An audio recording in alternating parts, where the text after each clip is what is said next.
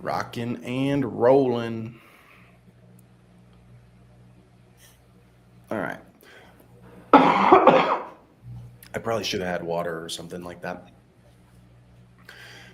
Hey, how's everybody doing? Going to be talking about coach connections today. So, when are they valuable? When are coach connections not valuable? How much can you rely on them? How much should you use them? How should you use them? All things coach connections is what we're going to cover today. And I'm pretty pumped about it because a lot of people talk about coach connections pretty frequently in college recruiting. And I think that there's a lot of misconceptions about it. So let's dial it in. Let's start with, well, first of all, Cade, say hello to the people. Sorry. What's up, everybody? Happy to be here. There you go. Sorry, I forgot you were here. I was with you. Okay, let's pull this up. Let's do our win for the day. Just day 2, I think. So, Brian, $50K in baseball money. So that's a little $200,000 scholarship. Nice. No big deal. No big deal there.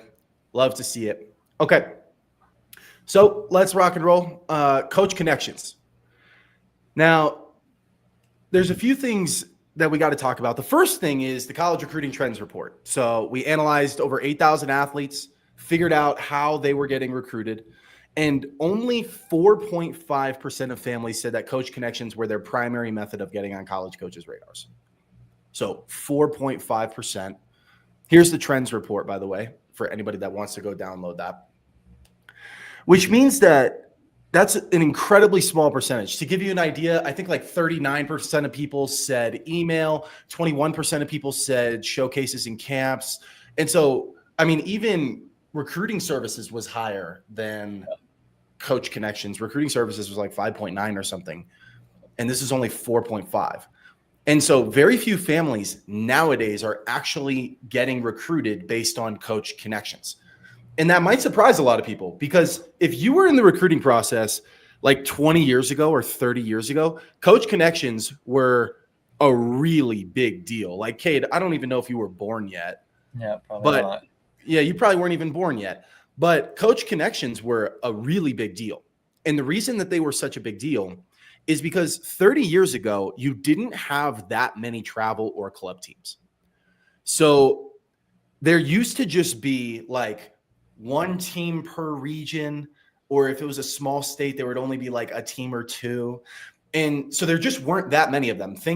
There might have been like 100 teams, right? Or 500 teams in the entire United States. Yep. Which just isn't that many. So if that's where all the good players are going to play outside of high school, then that's where college coaches were going to go and use them as feeders, basically, feeder programs. And because there just weren't that many of them, those college coaches knew those coaches because there weren't, 100,000, there were 100 or 500 of them. And so if you were a college coach and you wanted to find the best players, you would go to the very few small number of teams that were playing outside of high school. And you would call the coaches of those teams and say, who do you have? Who's your best player at this position? I really need that. And they would do that. And they would do that enough times that they would build a really strong relationship with the coaches of those programs. So 30 years ago, the best way to get recruited was to join one of those teams and join a team where the coach was super connected, knew a lot of college coaches, could pick up the phone and say, recruit this kid. And the coach would say, awesome, done. Give him to me. But that's not the case anymore, right? Because when you look at travel and club now, and also this just goes for high schools. Like there's so many more high schools now than there used to be. Yeah. But for travel and club, there's so many more travel and club teams now that it's basically become watered down. So there's 100,000 programs out there. And only a small few select of them are similar to like the original founders of those programs, where they're actually known and trusted and have a pipeline of players that they've sent to college coaches. Yeah. There's like It's such a small percentage. And so 90% plus, well, the stat said 4.5%. So like literally 95% of families are playing for teams where the coach does not have significant or valuable connections. Here's the real problem. The real problem is that all of these coaches are saying that they have connections. Yep. That's the real problem. The real problem is that all of these other coaches know that parents love the idea of a college coach being able to just call their coach, or their coach being able to call a college coach, say, recruit this kid, and it's done. There's no work. There's no videos. There's no emails. There's no time delay. There's no nothing. It's one person makes a phone call. Your kid is recruited with a scholarship. Game over. End of story. That's super attractive. If you're a parent, you're like, that would be awesome if it worked that way. And all of these travel and club programs know that. They know that that is a very attractive offer.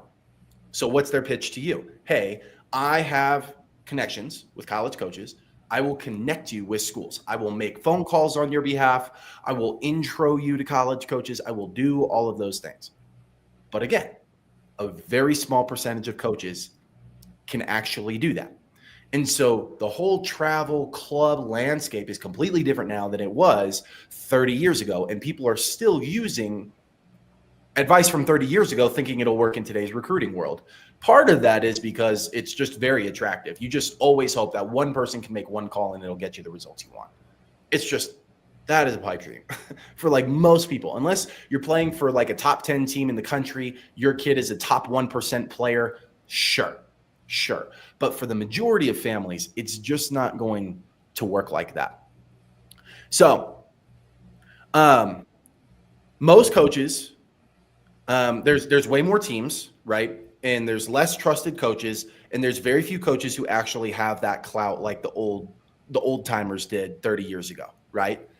So most coaches don't have the connections that they say they do. Here's the other wild thing though.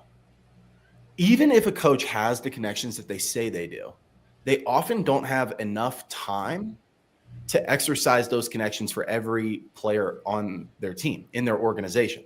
If you run, let's say you have a lot of clout, right? And so because of that, you run one of the biggest organizations in the United States. You have a ton of clout.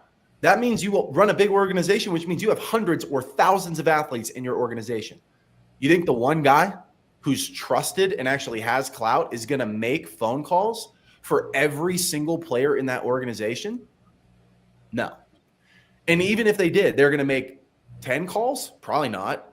They make less than that, right? So you're not getting mass exposure. They just don't have the time to be able to do that. And this is that's the catch-22, right? Which is like the small teams where the coach doesn't have clout has the time to make the calls, but he doesn't have the connections. And the coach who runs the enormous organization who actually has the clout doesn't have enough time because the organization is so big. There's like very little overlap there. And you end up in this situation where even when a coach has the connections that they say they do, they don't actually end up making any phone calls for you. Or what they'll do is right when you join their organization, they'll make like 10 or 15 calls in the first week to be like, hey, this is a great place to be. This is a great program. And then it'll just taper off over time. And then they'll keep doing that for the new people that join the organization. And they just cycle through over and over. And then the other thing about this is even if the coach has connections, they might not have connections to the schools that you want connections for. It's like, yeah, I have connections. How many schools? 10. Okay. Which 10 schools though? Oh, they're all on the East Coast.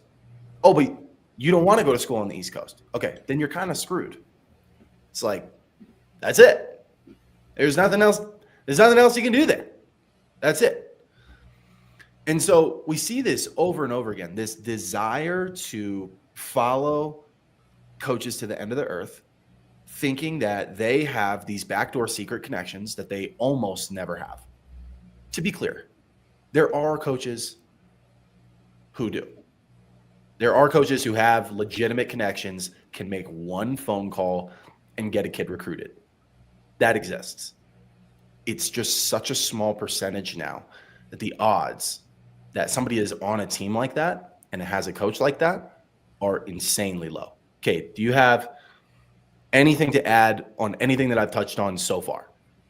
I've heard countless amounts of these stories. There's been so many times when I've taken an onboarding call and they say, oh, we've been relying on our coach. We've been relying on our coach, but nothing has come from it.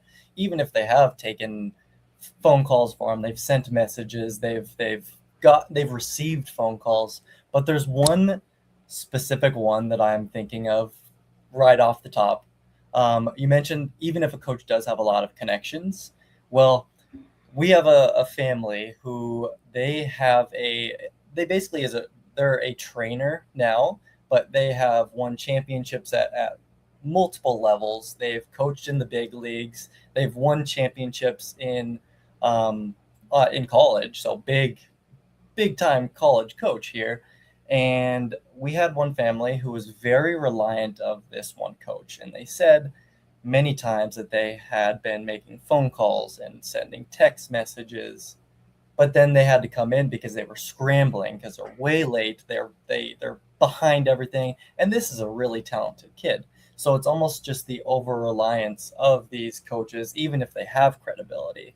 They can open doors for you, but they're not going to carry you through that door, essentially. Yeah, and it's weird because as I think about it now, I have lots of friends who are college coaches. Like I have lots of friends who are college coaches. I played 7 years of pro ball, and I played at 3 different schools. Like I have lots of friends who are college coaches. And so I think about that in a number of ways. One is that I've never once called one of them to try to get a kid. Like we don't do that. We don't do that. We haven't needed to do that. That's not really a thing here, right? But the other thing is like, even if I called them, and Kate, this is weird because they're a good friend of mine, like seriously, they'll pick up the phone anytime that I call them. Yep. I have multiple friends like that. But I'm pretty sure, even though that's the case, if I called them and I said, hey, you need to come look at this kid type of thing, all they would do is say, okay, I'll take a look. That's what they would say. They wouldn't say, amazing, give me the kid. Yeah. They wouldn't do that. They would say, okay, I'll take a look. That's it. And then it's up to the kid, right? And so at that point, all you're getting through the connection is exposure, like a look at your kid. But think about all the other ways, in fact, better ways that you can get more exposure. Like a coach is not going to go make 50 phone calls for you, right? But you can go send 50 emails and go get a lot more exposure that accomplishes basically the same thing. Absolutely. Right. And so again, and I am not a top 5% coach who has clout in the country. I'm not, right? That's part of the reason that when I call them and I say, check out this kid, which I never do, but if I did do that, they would say, great, I'll take a look. Yep. So it's really interesting because as you were talking, I was like, I have friends who are college coaches. Like I could make those calls. Yep. And they listen to me, Yep. but they wouldn't just recruit a kid because I told them to. Yeah. It's not how it works anymore. They never do that. But it also just doesn't make logical sense. Correct. Like why would I? Because a college coach, their ability to recruit. Cade, you got to remember this. A college coach makes their money by their ability to recruit. Yep. Literally. If a college coach recruits bad players and the team loses, the coach gets fired. That's what happens. And when you're giving kids, we read off Brian's testimonial today. $50,000 scholarship, $200,000 over 4 years, right? That's an investment in a kid. If they invest money in that kid and the kid doesn't perform, the coach is going to get fired. That's what's going to happen. So no matter how much my friend loves me, no matter how much my friend who's a college coach trusts me, he's not going to trust me with his career and his future and his ability to put food on the table. He's going to say, thank you so much for the lead. I appreciate that. I will take a look because I do trust you that you know what you're talking about. Yep. But the buck stops with me, not you, Jack. Right? And so they'll take the look, but like they're not going to rest their whole career on my recommendation. Nobody would do that. For sure. Nobody would do that. And there's like less than 5% of coaches And it's probably less than 1%, to be honest with you, where that's the case, especially in transfer portal land. Like in the world that we're in now, where high school athletes are viewed as more of a risk than collegiate athletes, way less likely Yep. to do that. They're going to want to watch the player. They're going to want to evaluate them probably multiple times. And so again, that connection can get you exposure. But if it's just getting you exposure, there's other ways to get more exposure, easier, faster, and less expensive than paying for a top tier team because the coach has major connections. Yep. Just doesn't make sense. So what happens when you trust a coach's connections and they pan out? Kate, you were mentioning this one family, right? And you said they have this coach in their life, this trainer who played in the big leagues, coached big time. I think you even said SEC schools, like big time schools, right? Correct. Yes. So that, and he runs this major facility, major teams. And you said, so that family, how many introductions or interested coaches did they get from that coach? None. Zero. Not one. And like, Not at least from what they told you. What they told me was they didn't get a single one. Okay. So what happens, and this is where I'm going with this, a lot of families will take their kid's future and they'll put it in somebody else's hands and trust them and say, hopefully this works out.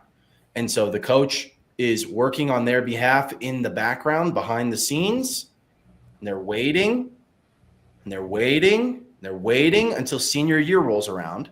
And the family's in the position that you just mentioned, where they don't have anything and they're like, shoot, what do we do now?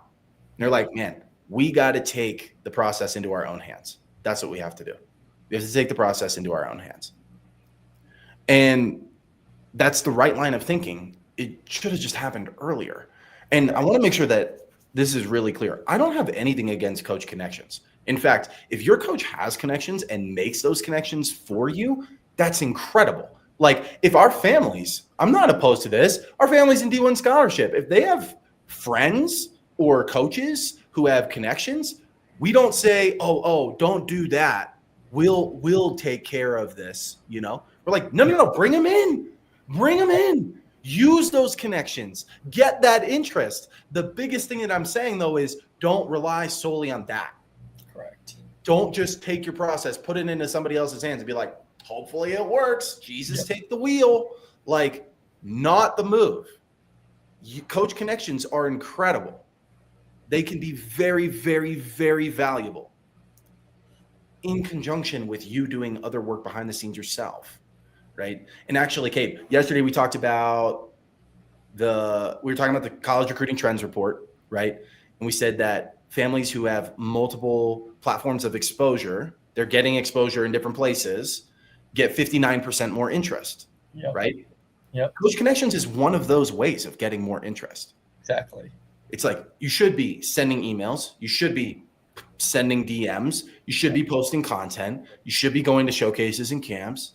You should be exercising coach connections. It's one of them. It's not like we're saying it's evil. Oh my gosh, don't use them. Yep. We're just saying don't rely on that. That shouldn't be the Absolutely. only way that you're getting recruited by college coaches because it's probably not going to work out. Absolutely. You got anything to add? Oh, I like that. I mean, do not only rely on coach connections. That's the main point here. So, yeah, I think reliance on one thing in any way in the recruiting process is risky. Yep. And you can take that in any direction you want. Reliance on one platform is risky. Like I'm only going to use email. That's risky. Yep. You can say reliant on one division is risky. I'm only going to contact Division I schools. That's risky. Yep. You could say reliant on one school is risky. Like you're talking to one school and you only have one school and you're talking and you're like, I'm just going to hope that this school works out. That's risky. Reliant on one thing in general is risky. This is why any investment portfolio, people talk about what? Diversification. Yep. Diversification. You might not get the maximum returns, but you will protect downside, basically, sure.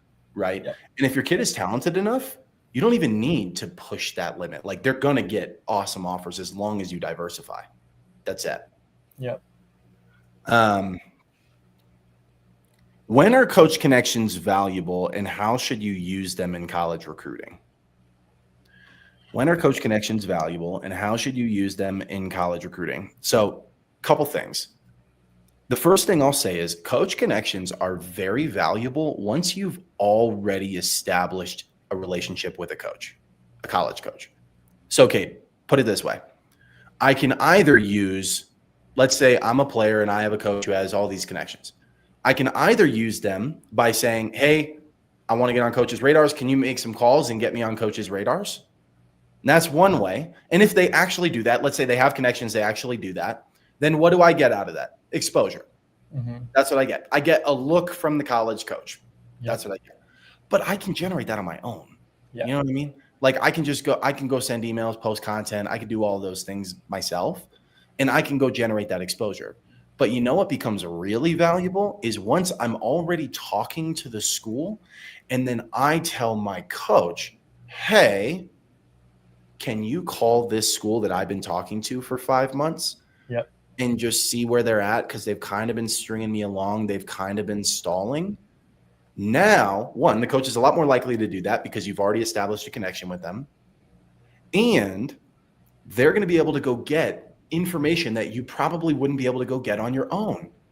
So you get exposure on your own, which you can do, but the behind the scenes stuff, you can use your coach for that. Also, think about this.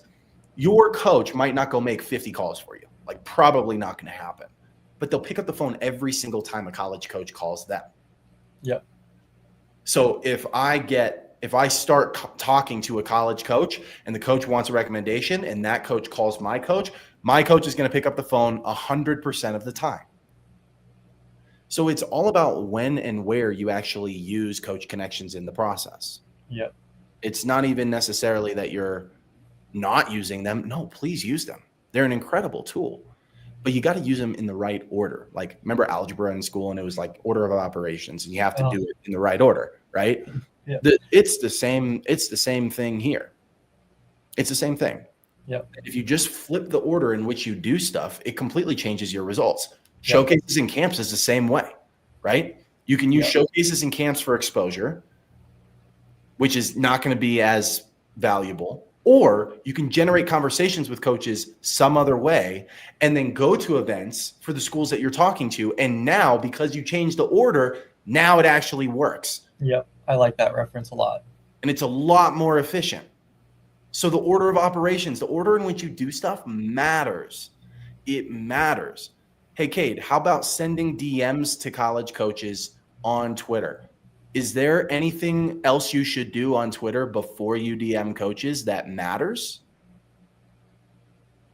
Do you know what I'm referencing? Posting content? Yeah, posting content, following the coaches? Yeah, absolutely. Like critical to do before you send the DMs? Yeah. Yeah. Order of operations matters in recruiting. So there's a lot of people who are doing the right things in college recruiting, but they're doing them in the wrong order. Yeah. And so they don't get the results that they're looking for because they're doing them in the wrong order. That's what's happening, right?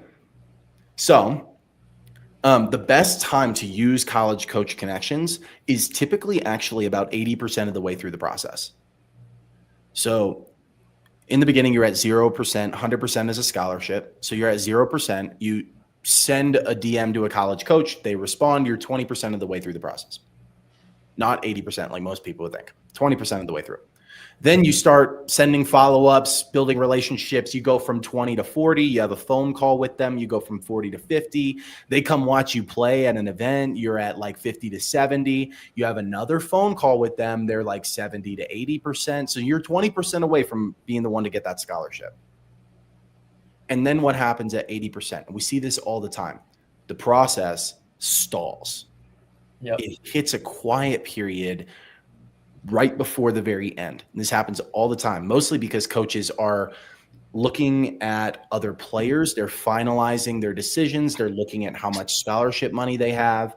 And those are all things that they don't feel like they can really talk about publicly with you as a player. And so they keep them hidden. They're hiding their cards.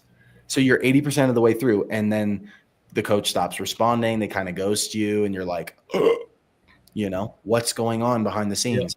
Yeah. That's when you have your coach call. That's when. Because your coach can call and say, hey, John, I know you were talking to Johnny for a bit, just wondering where you guys are at with him. They're like, oh, we love him. We're looking at a couple other players too. So there's like 3 players. We still got to go see someone next month. But, we really like him, and we think he could potentially be a really good fit here.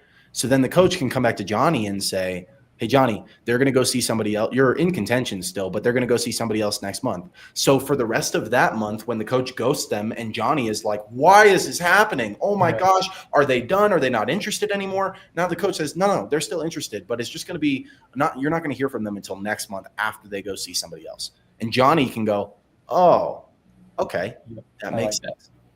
And they're a lot more comfortable with it. Does that make sense, Kate? Yeah, absolutely. They're basically getting the real answers from the coaches that you can't get at that time. Exactly, right? But if you play, here's the problem. If you play, it's like the boy who cried wolf. You don't get to cry wolf like 5 times. Yeah. You don't get to. You get to cry wolf once for people to believe you.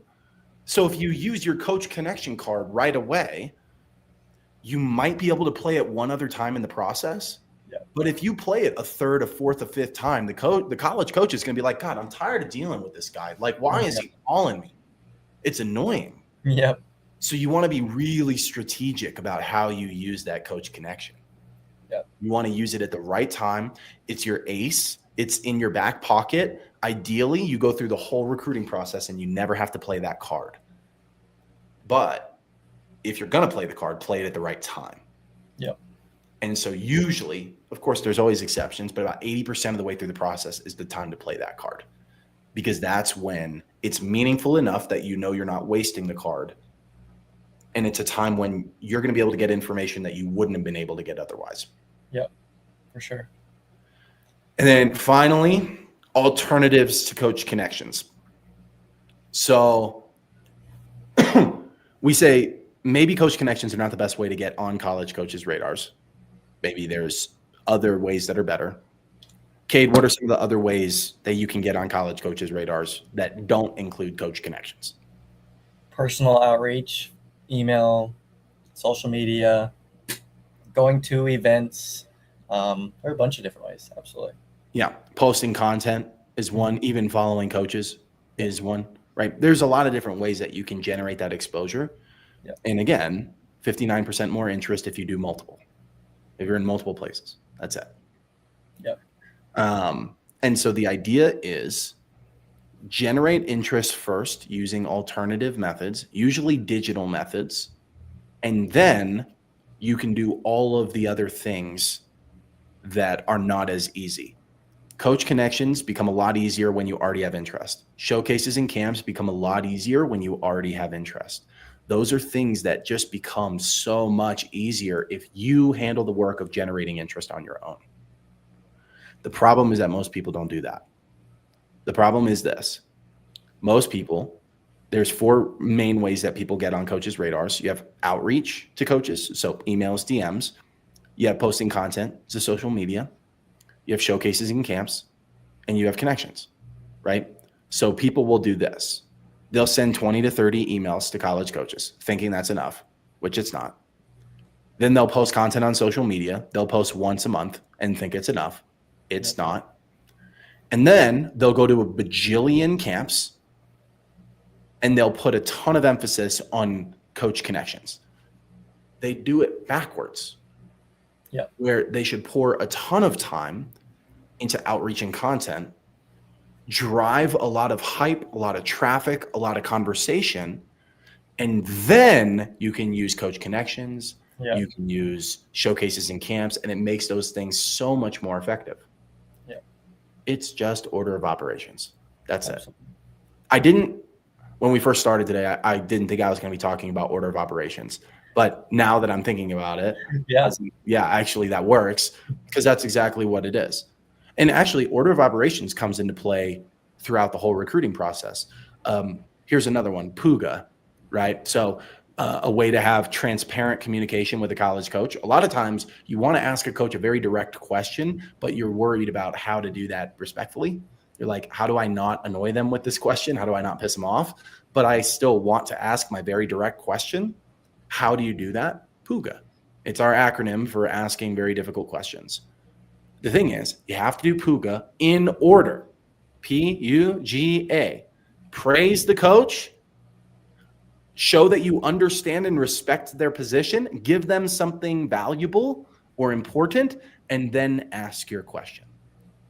You have to do it in that order, though, right? So I say, Kate, thank you so much for all of your communication throughout this process. You've been really honest with me, and I really appreciate that. I understand that there's a lot that goes into recruiting decisions, and you have a very difficult job. I just want to let you know, that I received another offer last week and I'm starting to narrow down my options. I was just wondering if you can give me a timeline on when you're hoping to wrap up the 27 class. Yeah, perfect. PUGA, right?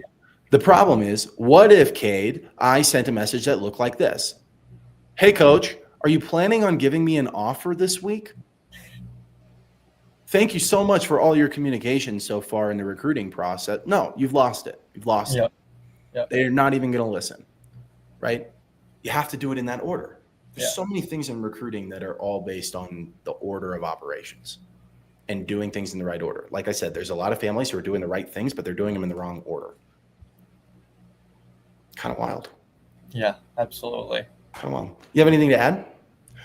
I like the whole order of operations thing, but also really want to emphasize the fact that it's got to be multiple things. It can't just be coach connections. It's got to be personal outreach, via email, post content. You can send DMs.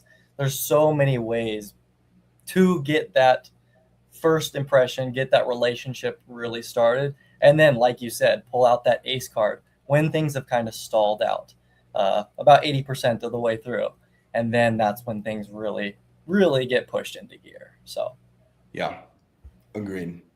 Are there any questions that you have about anything that I said today that you were surprised that I said? Are you talking to me? Yeah, I'm talking to you. Any questions that I'm surprised that you said? No. Did you know that that's how recruiting used to work? Yes. That was before you even were alive. Yes, I did know that. Okay. All right. You just know that. You just know stuff. I mean, yeah. I guess that's why you're here, but yeah. It's wild. It's wild the way that things work now. Yeah. It's just a different world. We're in a transfer portal world. Transfer portal, social media. Yeah. I'm going to address a couple things in the chat, but we're going to keep this pretty short. We've had coaches tell us that specific social media content, such as Instagram, aren't even considered by college coaches. Yep, it's dependent upon your sport. So some sports are more prevalent on some social media platforms than others, right? So again, I'll reference the trends report. 46.2% of athletes who play football said that social media was their primary method of exposure in recruiting. Almost half, right? Compare that with something like volleyball, where there's almost no recruiting that happens on social media. There's some, but not a lot, right? And so it depends on the sport that you play. Some sports, you're going to have an incredibly hard time getting recruited if you're not using social media. And some sports, it's really not that important for you. It really depends on the sport that you play.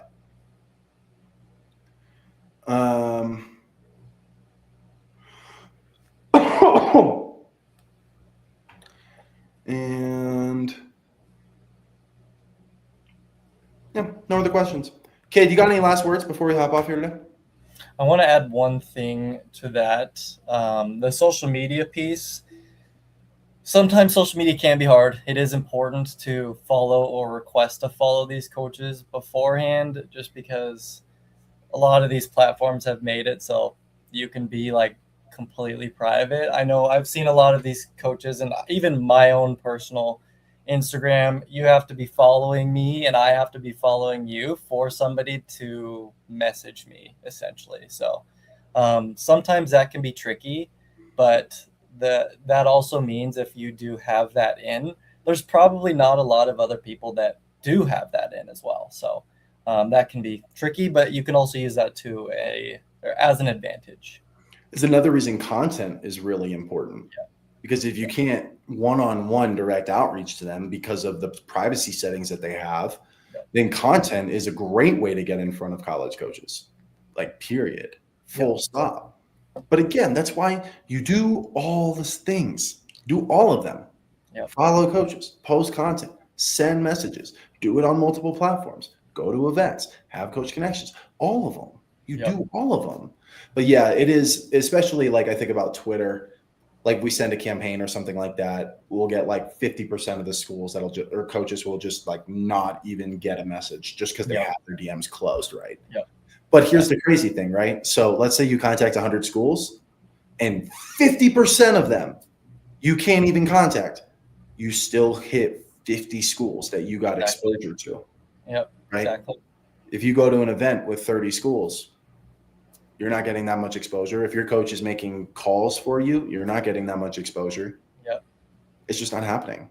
But if you do all three, they're seeing your name in this platform, and then the next day or the next week they're seeing that same name in this platform, and then they're hearing his name, or there's just a lot of different ways for that coach to keep that name fresh in their mind. So Yep. 100%. All righty. Okay, thank you for your wisdom. Everyone, thanks for being here. Appreciate you. And we'll be back soon with another live. Have a wonderful day. We'll see you guys soon. see you guys.